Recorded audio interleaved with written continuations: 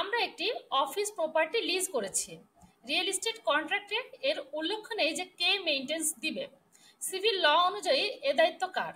সম্মানিত উদ্যোক্তা যিনি জানতে চেয়েছেন যে উনি একটি অফিস প্রপার্টি লিজ নিয়েছেন বা ভাড়া নিয়েছেন, যেটাই নিয়ে থাকেন আপনারা, সেক্ষেত্রে যদি মেইনটেনেন্স কস্ট আসে তাহলে সেই মেইনটেনেন্সের খরচটা বা এক্সপেন্সটা কারা এটা বেয়ার করবেন বা কারা দিবেন সিভিল ল অনুসারে।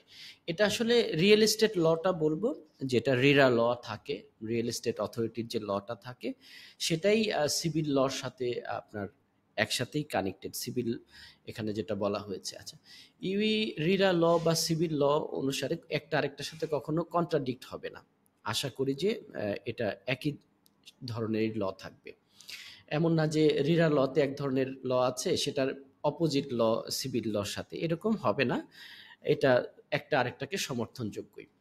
এখন প্রশ্নের উত্তরে আসি যে মূলত একটা এগ্রিমেন্ট থাকে যেটা টেনেন্সি এগ্রিমেন্ট আমরা বলি, টেনেন্সি এগ্রিমেন্ট বা কন্ট্রাক্ট বলি রিয়েল এস্টেট যে ল্যান্ডলর্ড তার সাথে যিনি টেনেন্ট থাকে তার। এখন মূলত আমরা সাধারণত দেখতে পারি যে মেজর ধরনের বা বড় ধরনের কোনো মেইনটেনেন্স যদি হয়, যেটা স্ট্রাকচারাল রিপেয়ার হতে পারে, যেমন আমরা বলতে পারি বিল্ডিংয়ের দেয়ালটা ভেঙে ফেলে অন্যভাবেই করা হবে, ছাদ করার বিষয়টা থাকতে পারে, বা সেন্ট্রাল এসি ইউনিট থাকতে পারে, বড় কোনো যে ধরনেরগুলো, এগুলো নর্মালি ল্যান্ডলর্ড করে থাকে। এটা এই এক্সপেন্সটা ল্যান্ডলর্ড প্রোভাইড করে থাকে বা প্রদান করে থাকে বা বিয়ার করে থাকে।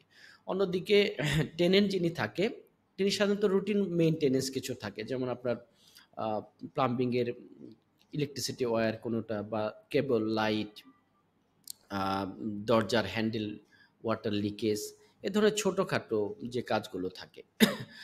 এটা আরেকটু সহজভাবে যদি আমি বোঝাতে চাই নিউমেরিক ভ্যালু দিয়ে, যে মূলত 500 দেড়হামের নিচে যে কস্টটা হয় এই কস্টগুলো আপনার টেনেন্ট বেয়ার করবে। 500 দেড়হামের উপরে চলে গেলে সেটা বেয়ার করবে ল্যান্ডলর্ড। আশা করি বোঝানো গিয়েছে। ধন্যবাদ।